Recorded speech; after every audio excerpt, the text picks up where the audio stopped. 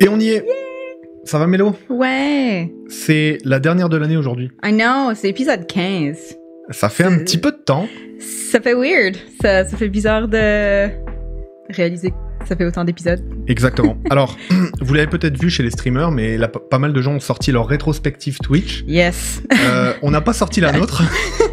Pour des raisons évidentes qu'il n'y a rien à dire, il n'y a rien à montrer pour l'instant. On en est vraiment au début de l'aventure. On a quand même beaucoup parlé.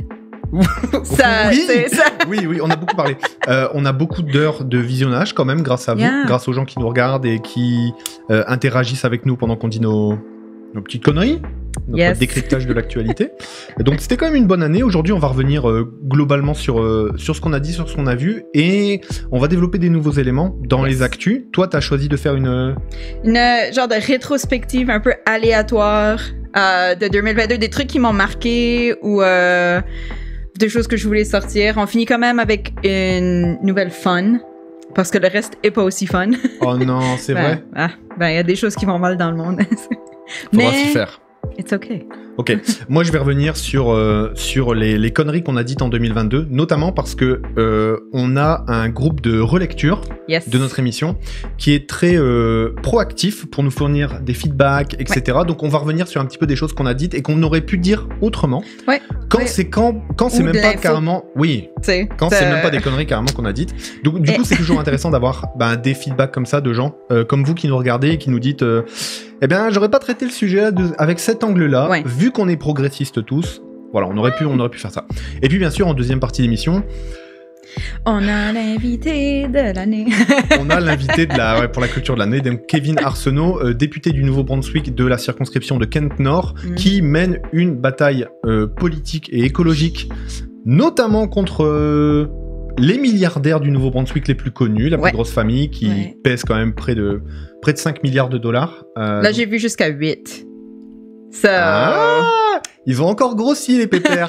Je pense que ça dépend comment est-ce qu'on calcule la valeur de leurs acquis, mais ils sont riches. C'est ça qu'il y a à savoir. Il y avait pas trop de doute, mais là, ça confirme encore. Et on va pouvoir du coup en parler avec Kevin Arsenault et notamment des coups fourrés qu'ils font aux néo-brunswickois en ne payant pas leurs impôts. C'est un peu le combat de Kevin Arsenault du coup. Yes. On va parler au gars qui a été décrit comme l'épine dans le pied de Irving. Donc moi, ça me va très bien. Carrément. Si on peut parler à des épines, nous, ça nous fait vraiment du bien. Dans l'épine des pieds des milliardaires, c'est vraiment parfait.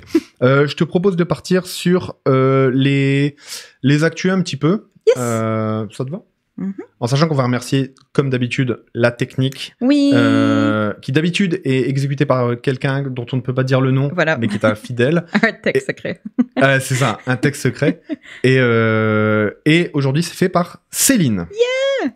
Est-ce que tout va bien, Céline? Oui, tout va bien, c'est parfait. Oui. Ah là, ça gère vraiment la technique. Good job. Du coup...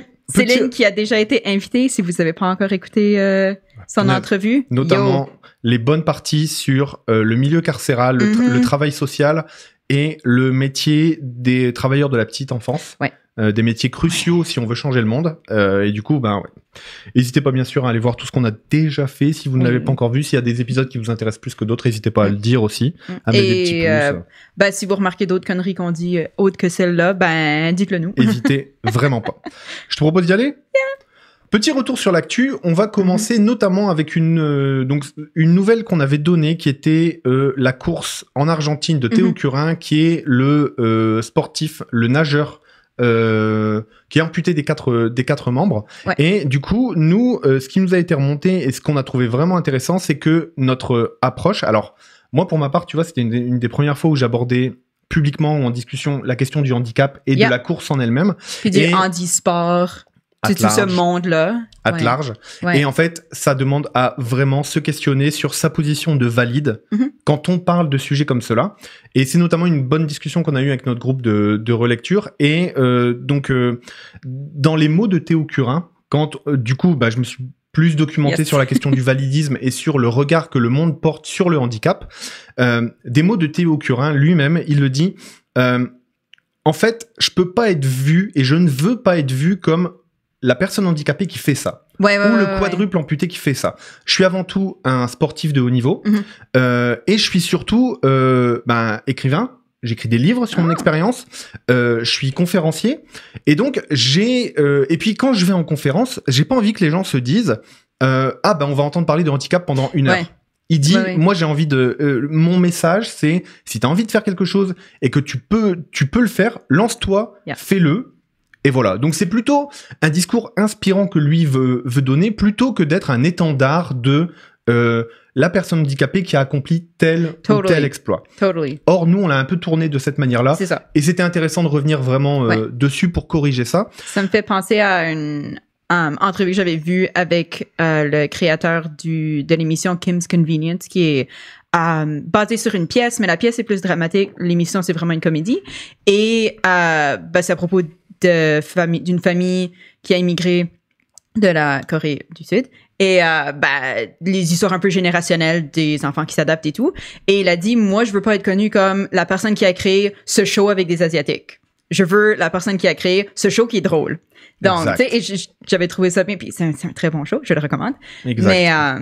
Mais ouais, ça me rappelle ça. Oui, effectivement, il y a de la représentation et c'est important qu'il y en ait. Mais c'est pas là-dessus qu'on devrait discuter. Voilà. Exactement. Et alors, dans le cas de Théo Curin, donc pour les gens qui découvrent le sujet, vous pouvez revoir notre émission d'il y a 3 semaines, dont quand on en parlait. Et la chose qui était un petit peu illogique dans ce qu'on a décrit, c'était vraiment, on s'est pas concentré sur la course en elle-même, mais plutôt sur le fait que ce soit une personne handicapée qui l'ait faite. Et ça, c'est clairement du validisme. C'est vraiment, clairement, mettre une sorte de hiérarchie entre les gens valides et les gens qui sont porteurs de handicap. Yes. Du coup, chose absolument à éviter, en plus après avec les lectures qu'on a faites et qu'on a vues. Du coup, ça nous semblait intéressant de revenir dessus. Et notamment, quand on parle de l'handisport, pas hésiter à se concentrer plutôt sur... quel est le parcours de la personne, quelles sont les performances, quels sont les équipements qu'on doit porter quand on est un handisportif de haut niveau.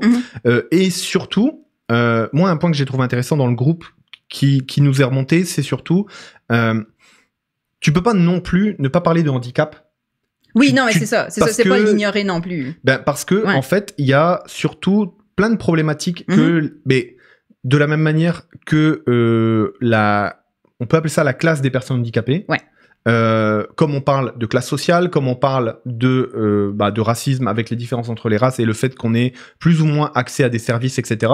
Eh bien, il se trouve qu'il n'y a toujours pas une égalité entre les personnes handicapées et les personnes valides. Yeah. C'est-à-dire que, et je pense que ça peut être le cas. Du coup, ça m'a fait un choc parce que j'ai regardé pas mal quelles étaient les conditions d'accessibilité. Tu vois ? Yeah. Alors, maigre niveau, tu vois, je suis gaucher, et en fait tu te rends compte que il y a plein de choses qui sont faites pour les droitiers et pas pour les gauchers. Et quand tu te mets dans la posture de regarder le handicap, tu te dis waouh, mais en fait on n'est pas tous égaux devant les services publics, par exemple, notamment les services de transport. Et là il y a par contre une attention à porter à cet endroit-là. Du coup, c'est vraiment 2 sujets. Il y a d'un côté le handisport et la description des performances, et de l'autre côté quand même la défense des intérêts de tous, comme on le fait dans l'émission pour les personnes racisées, pour les femmes, pour les minorités de genre et les minorités sexuelles. Du coup, il y a aussi cette prise en compte il y a une inégalité qui persiste entre valides et les personnes porteurs de handicap. Ouais. Et donc, du coup, il faut aussi focus sur ces 2 aspects. Puis il y avait quelque chose qui a été mentionné dans cette discussion que je trouvais super intéressant et un bon point pour dire que c'est pas juste quelque chose pour un groupe ou une discussion spécifique à ce groupe-là, c'est un problème de structure sociale où on voit qu'il y a, surtout en ce moment avec la Coupe FIFA, qu'il y a pas de problème de cash au niveau des sports quand on veut en mettre, mais que quand on s'intéresse peut-être moins pour des raisons peut-être entre autres de validisme, il y en a pas. Alors, il y a aussi la question de, revoir comment est-ce que les choses sont distribuées pour pas donner des excuses de... Exact. Oui, mais c'est plus compliqué, c'est plus cher. Si on peut payer des sportifs au prix où on les paye, je pense qu'on peut trouver des équipements pour tout le monde. Là, ça. Exactement. Deuxième point, ça c'est pas un retour sur ce qu'on a dit, c'est un petit peu notre mascotte involontaire. Voilà.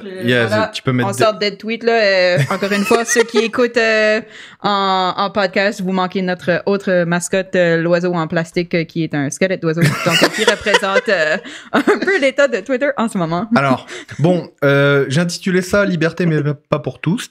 J'aurais dû mettre tous plutôt que tous d'ailleurs. Cancelled. Cancelled, t'es plus sur Twitter. Voilà, bye. C'est ça. Alors, peut-être que vous avez suivi les derniers développements, mais Twitter est un petit peu en feu, là, récemment. Depuis non, mais c'est la folie, hein, depuis hier, où, notamment, Elon Musk se met à supprimer, du coup, les comptes des personnes qui, soit enquêtent sur lui personnellement, c'est-à-dire qui enquêtent les journalistes qui font leur travail sur lui, nice, il est bien comme ça, notre dead tweet. Yes. Les personnes qui, du coup, commentent tout simplement un petit peu ce qu'il fait avec un aspect un peu analytique. Et aussi, on avait suivi la tendance avec notamment l'avion de Bernard. Yep. On en avait parlé il y a plusieurs émissions. C'était un petit peu cette manière un petit peu de montrer les déplacements des milliardaires avec leur jet privé. Et ça permettait de créer un bilan un peu carbone des émissions des milliardaires en comparaison de toi, de moi, de n'importe qui en fait. Oui, de se conscientiser sur le fait que tout le monde se déplace pas de la même façon. Exact. Et là, lui, Elon Musk a décidé donc de supprimer pour des questions de sécurité, les amis, et c'est tout. C'est juste la sécurité. Pour des questions de sécurité, il a décidé de supprimer du coup les ça c'est le prétexte, hein. Les comptes qui le suivent un peu les déplacements de son jet privé. Et il en a profité pour supprimer les comptes qui suivent les jets privés des autres milliardaires. Donc là, ça ressemble pour vraiment... Pour la sécurité. Bien sûr, pour la sécurité. Voilà. En sachant que si on veut rappeler un petit peu l'histoire, Elon Musk a quand même offert une petite somme d'argent, pas mal, à la personne qui possédait le compte, qui suivait un petit peu son jet privé et qui mettait où étaient les déplacements d'Elon Musk. Et le mec avait dit « Nine », tu vois. Il est pas allemand, tu vois, mais il avait dit non, clairement. Donc Elon Musk, à l'époque, n'était pas patron de Twitter, donc il pouvait rien faire. Là, maintenant qu'il est patron de Twitter, c'est tout. Il a tout shut down. YOLO. Et il y a surtout l'épisode le plus fou, c'est aujourd'hui un Space Twitter. Donc pour ceux qui n'ont pas Twitter, un Space Twitter, c'est un endroit dans lequel vous pouvez discuter vocalement. Donc vous lancez un Space Twitter et vous pouvez inviter des gens à parler avec vous, etc. C'est uniquement vocal. Et là, il y avait une discussion de journalistes américains. Et lui s'est incrusté dans la discussion de journalistes. Donc il est rentré dedans et il s'est mis à parler, tu vois. Et en disant « Yo les gars, comment ça va ?» blablabla, tu vois, voilà. Seulement, c'est des journalistes, du coup, ils font leur boulot. Du coup, ils ont commencé à lui poser des questions, etc. Quand les questions sont devenues un petit peu sur la gestion catastrophique de Twitter, et notamment sa position en tant que manager de Twitter, lui, il a clairement... il a quitté le... il a viré le mec qui posait la question du Twitter Space, puis il a quitté précipitamment le truc, et il a fait fermer le Twitter Space. Donc tu te dis... Tout va bien. Tu te dis, pour un gars qui mettait en avant la liberté d'expression comme argument au rachat de Twitter et à la rénovation de Twitter, ça semble un peu léger. Et c'est super inquiétant, au contraire, pour la liberté de l'information. Oui. Parce que Twitter reste quand même une des plateformes sur lesquelles l'information circule le plus, et le plus relativement librement.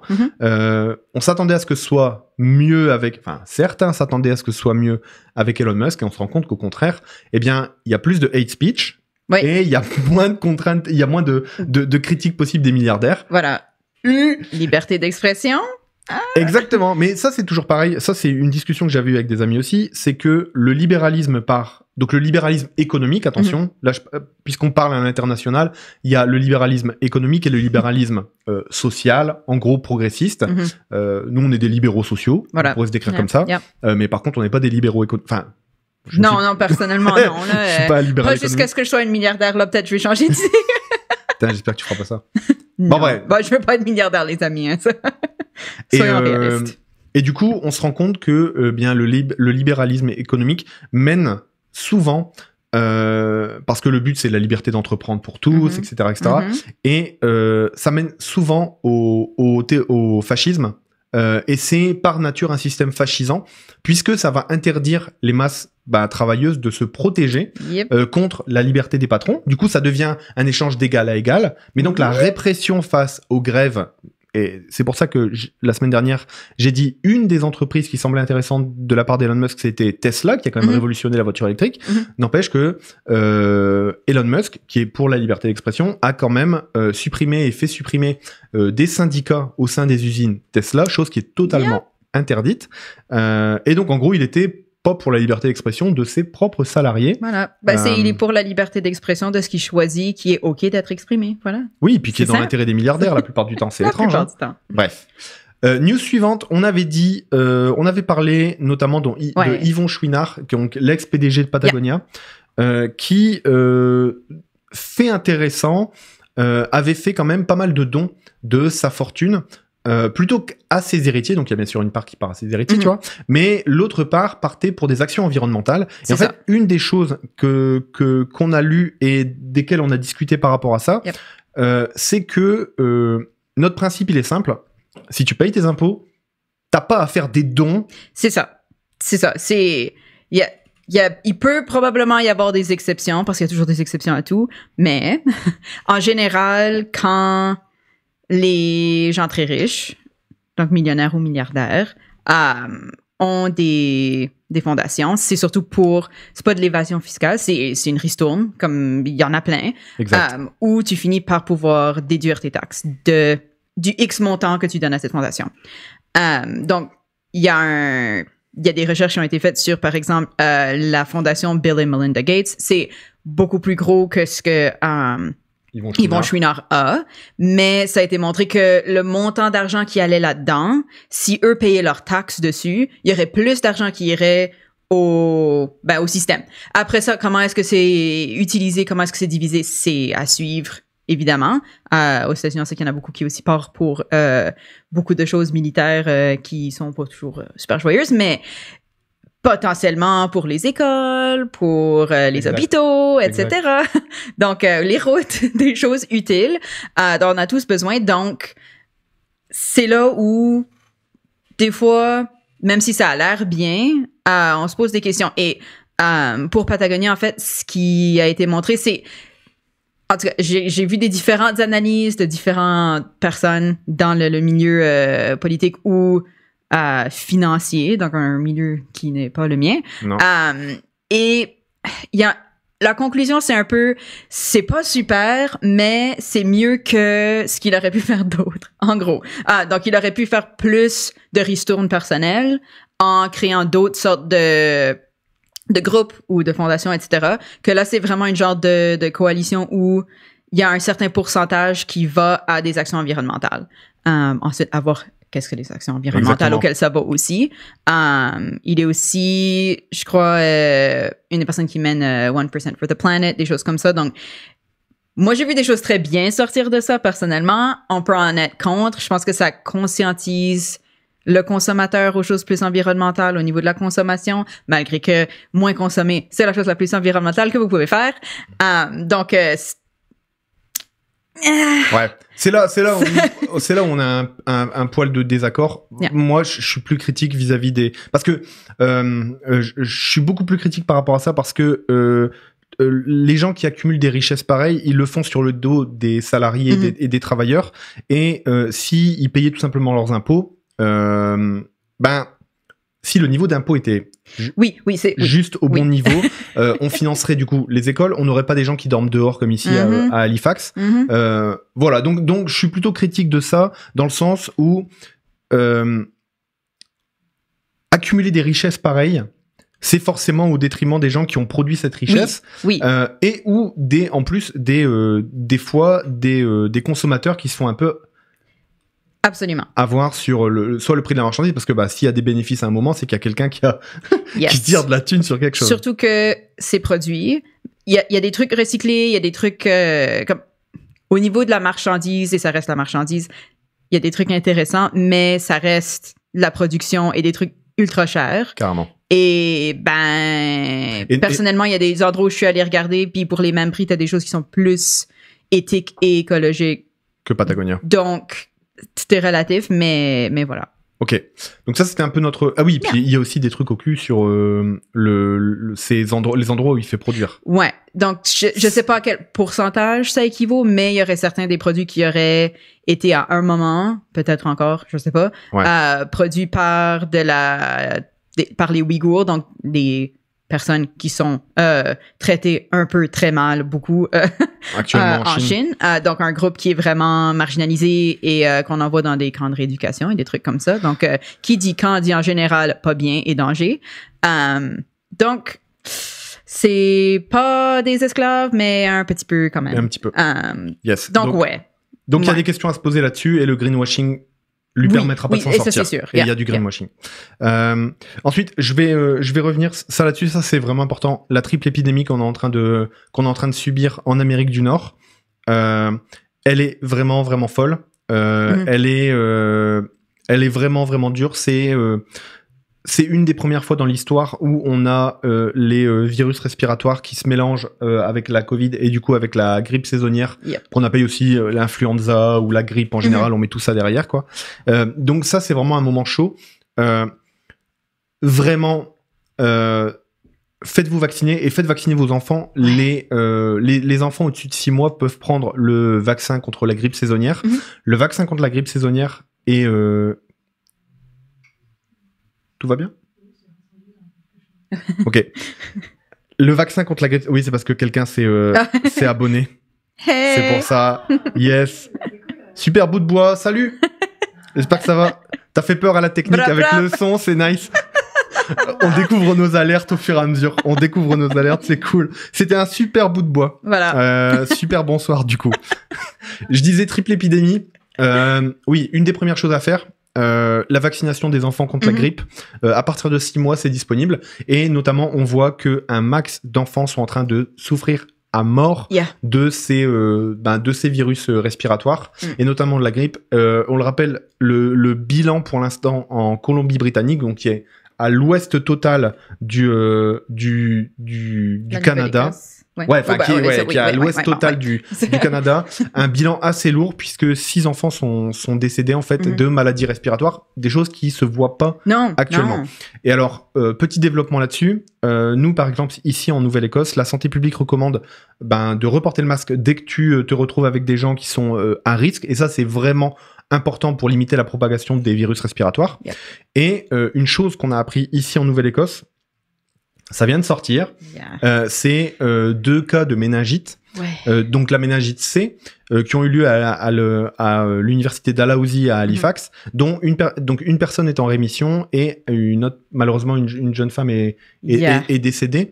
Et une chose qu'on est en train de voir, c'est que la Covid plus la grippe ouvre la porte à d'autres maladies infectieuses comme la méningite C, contre laquelle il n'y a pas de programme de vaccination initialement, on n'est pas vacciné contre ça, mais par contre, une fois qu'il y a un cas ou une épidémie qui se déclare quelque part, hop, il y a des cliniques, et c'est ce que fait la Nouvelle-Écosse et la santé publique, donc ça c'est une bonne chose, mais ce que ça veut dire, c'est que plus vous êtes malade sur des maladies qui ont l'air plus ou moins bénignes, comme la grippe ou la Covid maintenant, qui ont l'air bénignes, ça ouvre la porte à des maladies plus graves, et c'est ça qui fait que nos hôpitaux sont un peu surchargés, je pense. Ouais, un petit peu. Partout en Amérique du Nord.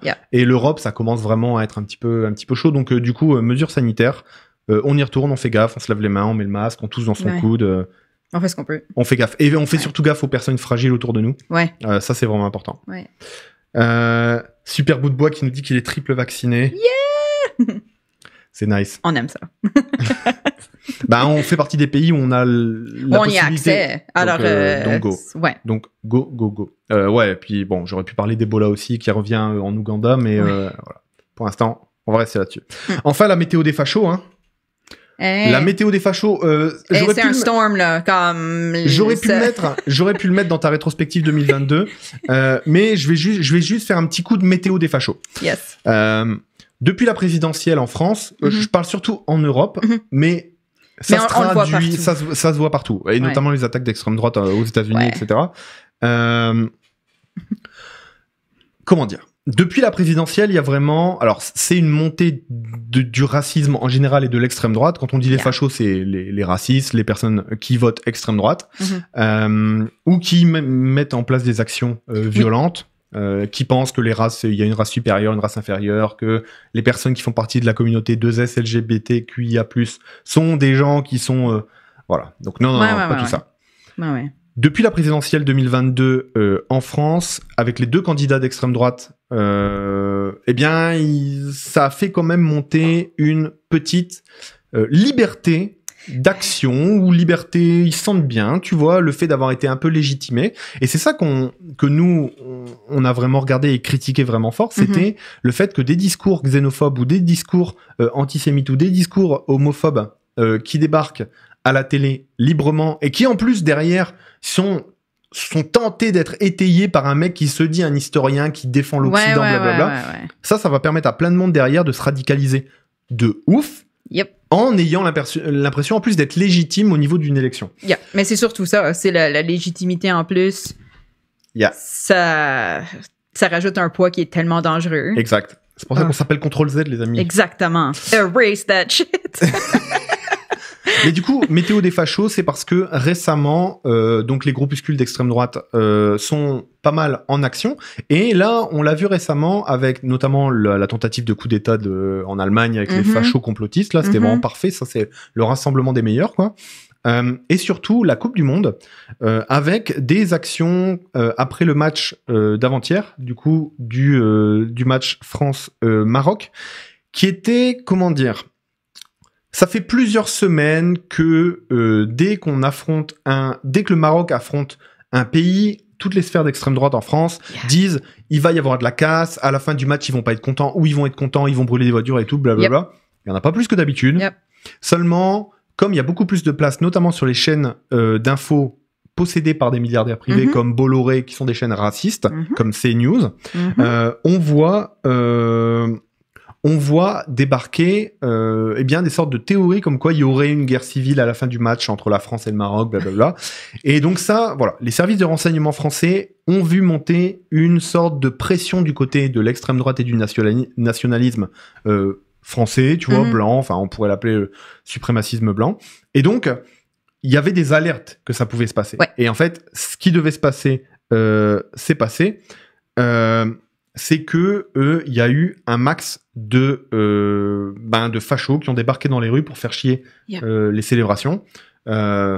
Et voilà. Et donc, en gros... il y a des violences policières à plein de différents endroits qui ont été marqués de gens qui tiennent un drapeau qui disent wouhou. Et là, bâton. Ouais. Ferme ta gueule. Voilà. Donc, voilà, situation tendue. Les fachos sont dans la place. Va falloir faire gaffe, va falloir s'organiser. On espère que cette année 2023 sera moins sous le signe de l'extrême droite et qu'on pourra enfin répondre de manière assez cool. Quelque chose que je trouve intéressant parce que j'ai vu en fait quelques matchs avec des Européens et c'était vraiment la réaction à la fin de ce match-là, c'était il va y avoir de la casse après ça. Tu sais, puis il y en aura peut-être, des fois il y en a. Il y en a des fois quand les gens sont contents aussi, hein. Des fois c'est une célébration et on le voit partout dans le monde.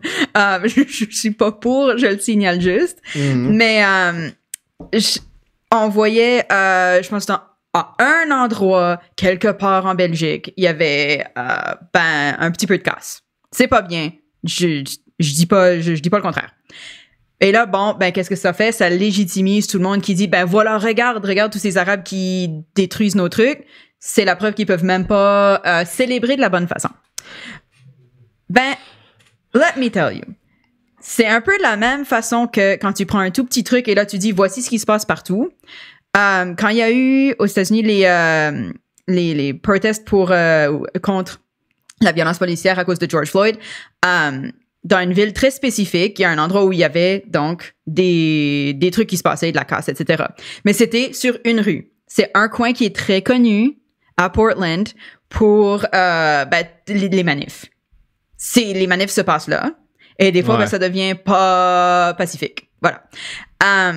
Mais c'était vendu par tous les médias comme « Oh mon Dieu, mais c'est la fin du monde, ils cassent tout! Oh, c'est une guerre civile qui arrive! » C'était vraiment ça. C'était la guerre des races aussi, parce que c'était les Noirs contre les Blancs.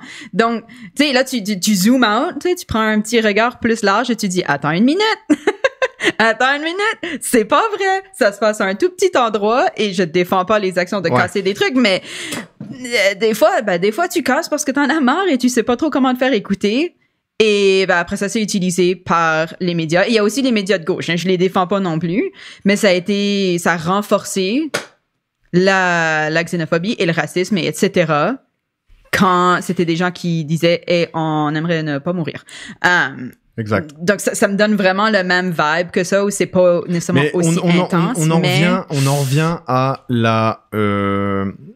comment dire, la politique du fait divers. Yep. On en avait parlé, où en gros, plutôt que de s'appuyer sur des données et des faits sociologiques, on va plutôt regarder ce qui se passe les faits divers. C'est-à-dire, des faits divers atroces, il y en a eu tout le temps dans l'histoire, il y en aura encore, et tu peux pas guider une politique sur le sensationnel de un cas qui s'est passé ou un autre. Ce qu'il faut, c'est analyser la société dans son ensemble, faire de la sociologie, des statistiques, des faits, et voir comment on peut améliorer la situation pour tout le monde. Parce que peut-être qu'il y a des causes beaucoup plus profondes que ce qui semble être.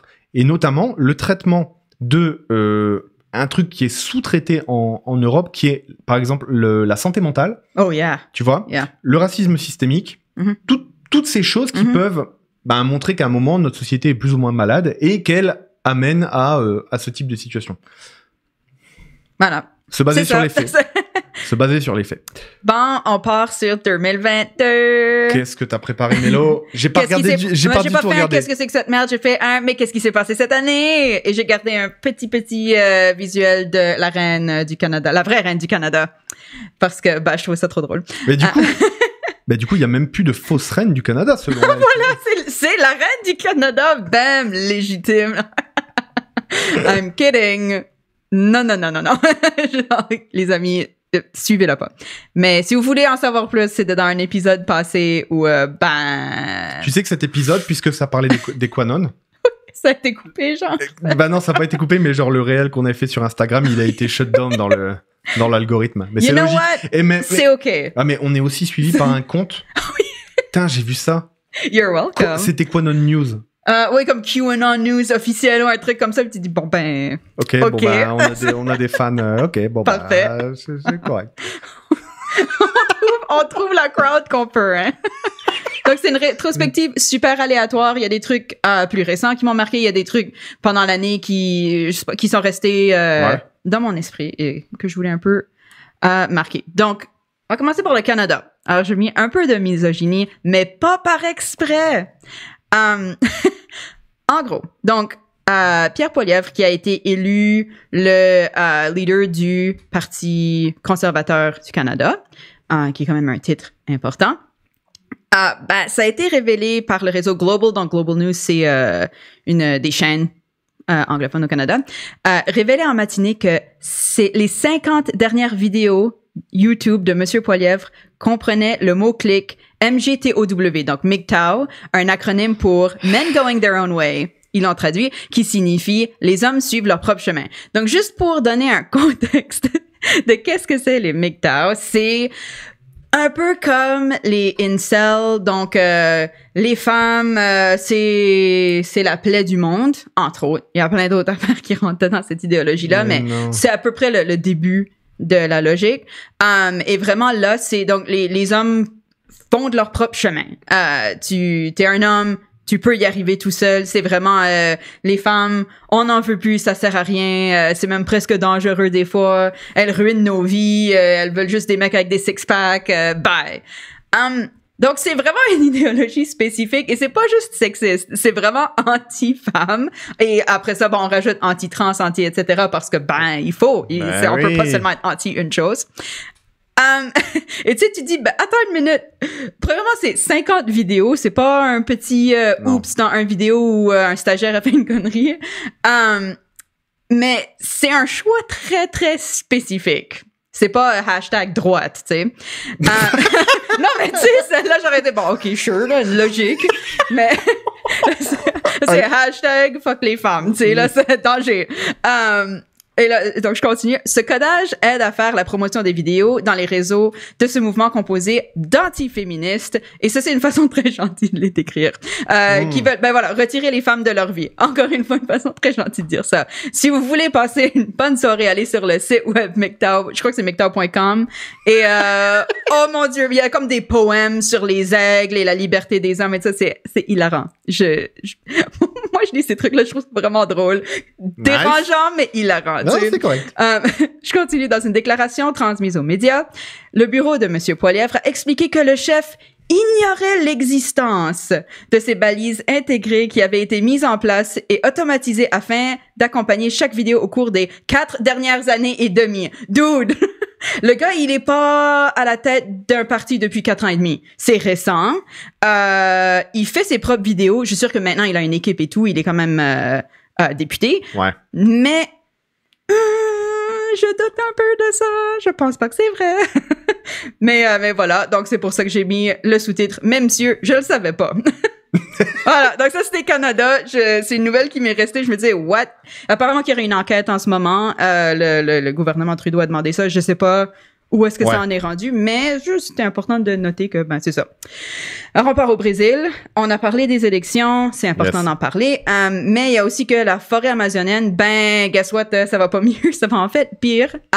Donc, essentiellement, il y a en ce moment 26% de la surface détruite ou fortement dégradée.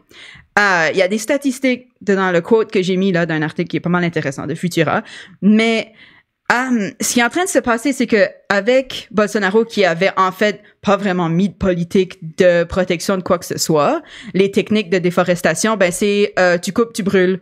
Ouais. Et là, tu fais un champ. Ouais. Le truc, c'est que le champ, c'est soit de l'agriculture intensive de surtout soja, qui demande beaucoup, beaucoup d'eau, quand même des ressources, etc., et de bétail, surtout des vaches et tout dans cette famille-là.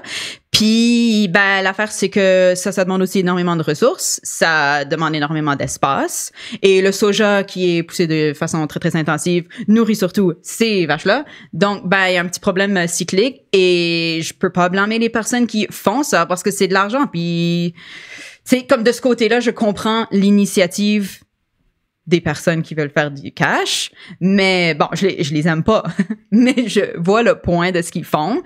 Le problème, c'est que genre, c'est ça, Bolsonaro, il disait, ouais, des steaks de chez nous, c'est ce qui est le plus connu, let's go.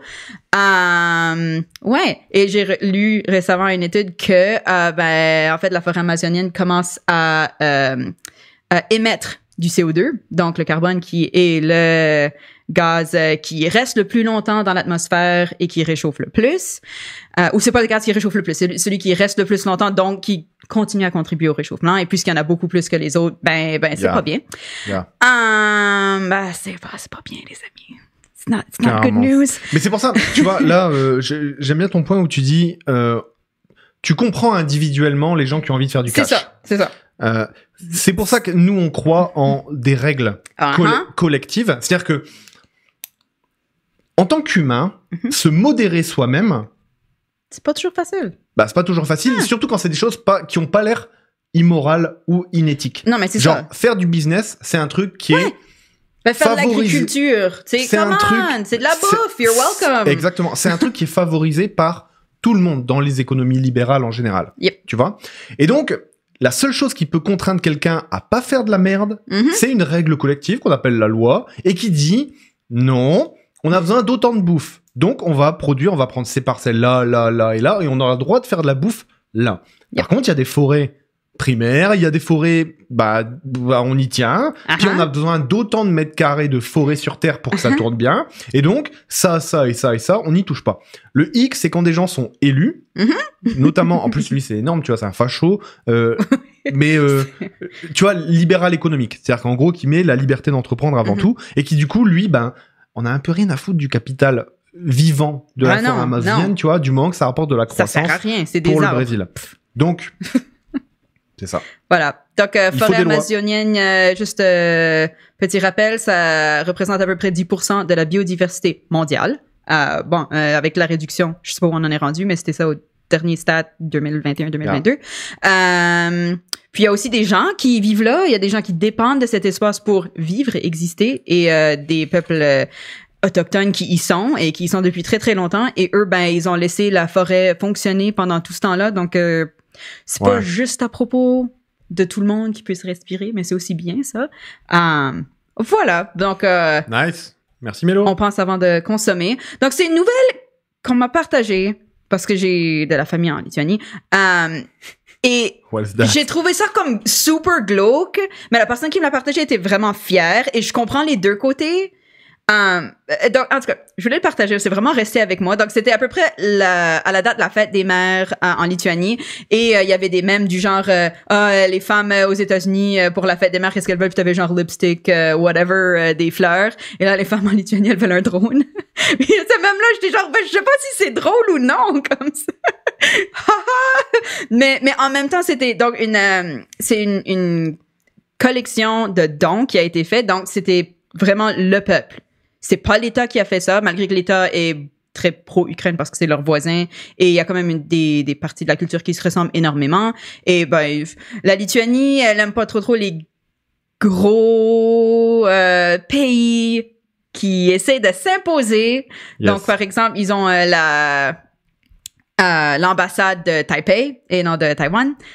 Des petits trucs qui font haha, fuck you, Chine. Parce qu'ils le peuvent. Ils ont pas vraiment tellement de pouvoir, mais voilà. Donc, ils ont collecté 5 millions d'euros lors d'une quête publique pour acheter un drone militaire pour l'Ukraine. L'argent a été recueilli en 3 jours et demi, ce qui est énorme. Le salaire minimum légal en Lituanie, c'est 2 € de l'heure. Donc, c'est beaucoup moins cher de vivre en Lituanie, par exemple, qu'en France, mais 2 € de l'heure, tu te payes vraiment pas grand-chose, les amis, comme ça, you know. C'est pas un pays riche, c'est un pays balte de 2,8 millions d'habitants. Il y a pas beaucoup de gens, mais ouais, ils ont fait ça. Apparemment que c'était vraiment mené par les femmes, c'est pour ça qu'il y a un peu des memes comme ça. Mais voilà, donc, je voulais parler de la guerre en Ukraine qui continue, puis c'est de la merde. Et écoute, bonne chance à tout le monde qui est là-dedans. Et you know, je peux rien faire personnellement, mais c'est ça. Mais d'un autre point de vue, et je sais pas, je sais pas comment je me sens à propos de ça. C'est genre cool, mais triste. Mais c'est la guerre. On peut saluer l'effort humain. Des Lituaniens. Non, mais tu sais, comme... Voilà. Puis en plus, eux, ils ont vraiment... ils détestent la Russie en général, tu vois. Et donc, s'il y a un prétexte à pouvoir faire ça, ils le font.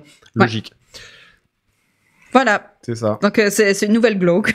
J'en ai une autre glauque pour vous autres. Yeah! Merci, Mélo. De rien. On va finir pas glauque, je promets, là. Donc, l'Éthiopie, qui est un pays magnifique, qui est le berceau de l'humanité, avec plein d'histoires super cool et tout, que souvent on oublie, et je veux pas oublier ça. Mais il y a aussi une guerre civile, c'est un pion dans plein de conflits autour d'eux. Et ben, quand il y a un conflit autour de toi et que tu es utilisé comme un pion, ben c'est vraiment difficile de rester stable. Exact. Donc on blâme souvent les pays qui se font avoir avec ça, mais en fait c'est que ben, quand t'es coincé dans une bataille, tu peux pas. Donc il y a eu un genre de cessez-le-feu de la guerre civile qui se passe en ce moment. Et il y a de la nourriture qui a pu être envoyée dans la région du Tigré, qui est une région, c'est des rebelles, ils aiment pas le gouvernement, etc. Écoute, même s'il y aurait un batch de fachos dans un coin, là, je veux pas qu'ils crèvent de faim. Tu sais, au niveau humain, c'est pas parce que t'es pas d'accord, surtout au niveau politique, avec quelqu'un qu'il devrait mourir. Je pense que c'est une mauvaise politique en général. Mais donc, il y a 5,4 millions d'habitants qui avaient besoin d'aide alimentaire au Tigré, donc la région de l'Éthiopie. Ouais. Donc, 90% de ces quelques 6 millions d'habitants. Donc, les gens crèvent de faim. Ça fait depuis juin 2021 qu'il n'y a pas eu d'aide alimentaire qui a pu être envoyée là. Alors, c'est glauque, c'est bien. Je suis contente que les gens crèvent moins de faim, mais c'est aussi à se poser des fois des questions sur à qui est-ce qu'on vend des armes et à qui est-ce que nos gouvernements, peu importe où vous êtes, vendent des armes et qui ils appuient, parce que en fait, ce genre de truc, c'est causé par les pays beaucoup plus forts qui appuient les deux côtés, et là, ben, il y a quelqu'un au milieu qui se fait avoir. Donc, bonne chance à l'Éthiopie. C'est la merde. C'est sur ma liste d'endroits où je veux absolument visiter. Voilà. Donc, un jour, j'y serai peut-être, puis j'espère que je pourrai le voir un peu plus stable, mais surtout, je le souhaite évidemment pour ceux qui y vivent en ce moment. Carrément. Alors, bon. Là, on va dans quelque chose de très, très différent. Et c'est une nouvelle qui m'a tellement marquée, et je l'écoutais à la télé et je disais, what the fuck? C'était vraiment, littéralement ma réaction. Et là, ben, mon chum est venu me voir comme, ben, qu'est-ce qui se passe? Et c'était donc un reportage sur ceci, que, ben, en France, et là, ça, c'est le nouveau stat d'une étude IFOP qui a été faite il y a quelques années. J'avais pas lu, c'est... Donc, c'est sur l'hygiène des Européens at large. Et ben, les Français, en fait, sont un peu dégueulasses comparés aux autres. Donc, je cite, « C'est en effet dans l'Hexagone que le changement régulier de sous-vêtements est le moins répandu. » What? Ew! Changez vos bobettes, guys! 73% des hommes français admettent ainsi en changer régulièrement. Donc, ça veut dire qu'il y a un beau batch de gens qui portent les mêmes sous-vêtements tous les jours. Si je me trompe pas, ils le changent 2 fois par semaine. What? Parce que donc en 2023, on vise des caleçons propres, les amis. Donc ça, c'est l'étude. Prenez un screenshot. Vous pouvez regarder les détails. Mais c'est ça. Donc 2 fois par semaine, c'est 20%. Sur 10 personnes, il y a 2 mecs qui changent pas leurs caleçons. C'est incroyable. What?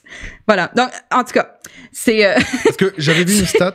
Bon, on arrive à la fin ou pas? Je peux dire un truc? Oui. Il y a un autre truc, mais ça va prendre très peu de temps. Vas-y. OK. J'avais lu une étude sur je pensais que c'était ça. Le nombre de douches que tu peux prendre ou que les Français prennent par rapport à d'autres, etc. C'est aussi dedans, mais c'est les caleçons qui m'ont traumatisé par contre. Là, oui, mais parce que Putain, mais je suis pas hygiéniste, hein, donc je vais pas pouvoir commenter trop la situation. Mais ce que je veux dire, c'est que par exemple, sur la question des douches, sur les sous-vêtements, bien sûr, ça paraît logique. Après, est-ce que parmi ces gens-là, il y a aussi des personnes qui n'ont pas les moyens? Oh non, mais c'est sûr. Et tout, dans les statistiques, ça disait que ou dans les détails, c'était les personnes au-dessus de, je crois, 70 ans qui le changeaient beaucoup moins souvent. Donc, c'est sûr qu'il y a d'autres affaires. Il y a des facteurs avec des statistiques. Exactement. Et il y en a peut-être aussi qui en portent pas certains jours. Oui, right. Ouais. Mais, enfin, c'est une statistique qui m'a un peu concernée. La main quand offrons des caleçons à tous nos amis. Joyeux Noël. Mais il y a aussi, douche 1 fois par jour, il y a des endroits où ils disent que, genre, tu devrais pas laver les cheveux tous les jours parce que c'est pas bon pour mais il y a même des, pour la peau, ça peut enlever des trucs. Que par exemple, par exemple, la pellicule de, je suis pas hygiéniste, donc je vais pas spread je sais pas quoi, mais en tout cas, il semblerait que le surlavage, tu vois, peut abîmer la peau et en gros va faire presque pire que mieux. Ça enlève des bactéries. Notamment là, une des dernières études qui est sortie montre que par exemple le régime de 1 douche par jour auquel on est habitué, ce serait déjà presque trop pour le corps humain. Donc tu te dis, est-ce qu'il va falloir qu'on trouve un équilibre entre ça ou pas, tu vois? Puis en plus pour la planète, tant qu'à faire, voilà quoi. mais voilà, donc c'est tout. C'est les calbutes par contre c'est chaud. Quand même. Après je dis les calbutes, mais on imagine tout de suite des mecs, peut-être des. J'aimerais bien connaître la répartition homme-femme, tu vois. Ah non, mais les femmes c'est 93%. Oh shit. Donc non. Ok. Que déjà 93, je suis là. Mais qu'est-ce qui se passe les autres jours là? Il y a un petit pourcentage douteux, mais 73% boys. C'est peut-être parmi les personnes, tu vois, les personnes âgées ou quoi que ce soit. Oui, voilà. Mais donc, même si on prend les personnes âgées, les madames âgées, elles se changent pas mal plus souvent. Hein, oui, sûrement. Ce que je voulais, moi, ce que je veux dire, c'est que sur les questions, tu vois, d'hygiène de base, etc., pour moi, il y a aussi des politiques de santé publique qui peuvent être mises en place. Et puis, non, je vais pas développer ça. Mais c'est sûr que c'est plus large, là. Non, mais voilà. Exactement. Ce que je voulais dire, c'est aussi, y a-t-il un véritable accès à des vêtements de qualité pour tout le monde, à des prix abordables? Même un endroit où se laver. Tu sais, une douche, tu peux pas toujours y avoir accès. Surtout que, avec les politiques de plus en plus libérales qui font que de plus en plus de gens perdent leur toit au-dessus de la tête, le nombre d'enfants qui dorment dans la rue en France, le nombre de travailleurs qui vivent dans leur bagnole parce qu'ils n'ont pas l'argent pour se payer un loyer, ou même s'ils ont l'argent pour se payer un loyer, ils n'ont pas le capital suffisant pour juste avancer, par exemple, 2 mois de loyer ou blablabla. Tu vois, tu te dis, est-ce que derrière ces statistiques d'hygiène, est-ce qu'il n'y a pas juste une expression de la pauvreté, tu vois, et qu'on la retrouve pas Bon, peut-être les Français sont sales, hein, parce que les autres pays européens, ils se lavent plus. Peut-être que les Américains, ils sont cons. Puis... Non, on peut pas faire des généralités comme ça, tu vois. Voilà, Valentin, il rend vraiment sérieux puis triste. Mon statistique dégueulasse. Je suis désolé. Non, pour moi, c'est une expression. Non, mais c'est très... Non, mais je me pose les mêmes questions aussi, là. Mais bon, je dis juste qu'il y a d'autres pays où il n'y a peut-être pas autant d'argent et ils se lavent plus. Exact. Ou au moins ils changent leurs caleçons. Voilà. C'est tout. Ben bon, alors, je switch, parce que là, bon, je parle de France en peut-être plus sérieux, mais bam! Best news! La baguette de pain française inscrite au patrimoine culturel immatériel de l'humanité. Ça, c'est nice. Et c'est nice. C'est freaking bon, une bonne baguette. Et toi, t'as suggéré quelque chose, c'est que le Canada n'avait pas... Ben c'est... Là, il commence à y avoir peut-être des suggestions pour la poutine. Which I agree, c'est vraiment bon de la poutine. Pour ceux qui en ont pas goûté, et pas de la poutine française avec des frites super fines et vraiment crispy. Non, il faut que ce soit des frites moelleuses. Non, mais arrête, tu dis française comme si ça... Parce que je l'ai vu en France. J'ai vu des reportages où les gens disent « Oh, mais c'est trop bon de la poutine. » Et je suis comme « C'est pas de la poutine. C'est des frites avec de la sauce dessus. » Ouais, ça fait penser à un truc. Mais c'est juste, faut bien faire ses frites. Je peux pas... non, mais carrément. Moi, j'ai eu des mauvaises poutines ici aussi. Hein. Pour les gens qui me connaissent, je viens du nord de la France, frontière avec la Belgique, et je te garantis, j'imagine... Je parle de frites parisiennes. Ouais, okay. Voilà, c'est ça. Et moi, je rêve d'un truc, c'est du fromage à poutine vegan. Yes. Tu vois, j'aimerais bien qu'on arrive à trouver quelque chose pour pouvoir... déjà, on peut faire la sauce vegan, donc... Exact. Je pense qu'on doit pas être loin, tu vois, il commence à y avoir des bons fromages et tout. Un jour, peut-être qu'on y arrivera à faire de la poutine vegan. Donc, je vais juste te demander de lire... la citation des Nations Unies sur ça, qui est tellement intense à propos de la magie d'une baguette. I love it. OK. La baguette implique des savoir-faire et des techniques particuliers. Mm-hmm. Elle est cuite tout au long de la journée dans de petites fournées et le résultat varie en fonction de la température et de l'hygrométrie. Mm-hmm. Elle génère des modes de consommation et des pratiques sociales qui la différencient des autres pains. Un achat journalier à l'origine de la fréquentation régulière des boulangeries, une forme longue qui nécessite des présentoirs spécifiques, sa croustillance et son moelleux offrent une expérience sensorielle particulière, souligne l'UNESCO. Moi là, sa croustillance et son moelleux, oui. Alors, je sais pas... Oui. Bah, visiblement, si c'est les Nations Unies qui le disent, c'est parfait. C'est parfait. Voilà. Donc, c'est ça mon... j'ai oublié de changer le sous-titre, je suis désolée. C'est la best news. Les poumons de la Terre vont mal. C'est nice. Mais enfin, voilà. C'est ça. Voilà mon tour de 2022. Je peux donner une great news avant qu'on se quitte, parce qu'on a déjà dépassé un petit peu le temps. Aucun des Néo-Zélandais nés après 2008 ne pourra acheter de cigarettes. Dit quelqu'un qui dit qu'il arrête de fumer depuis un moment. Hein, non mais là, on est bientôt le 1er janvier, ça va être l'occasion. Et puis je suis français, tu sais. Au Canada, il y a... C'est ça, voilà, c'est ça. T'as un petit anecdote. C'est pas ta faute. Non mais c'est vraiment intéressant comme... Carrément. Et surtout, ce qu'on va voir, c'est un petit peu... Est-ce que les tribunaux d'arbitrage privés... qui défendent les cigarettiers, comme ça a été le cas en Australie par exemple, vont pas tenter de faire quelque chose là-dedans. Mais après, la Nouvelle-Zélande, c'est petit. Il n'y a pas beaucoup d'habitants, entre guillemets. Il n'y a peut-être pas énormément de tabagisme déjà présentement. Même si chez les populations autochtones, chez les Maoris, il y avait une surconsommation du tabac, par exemple.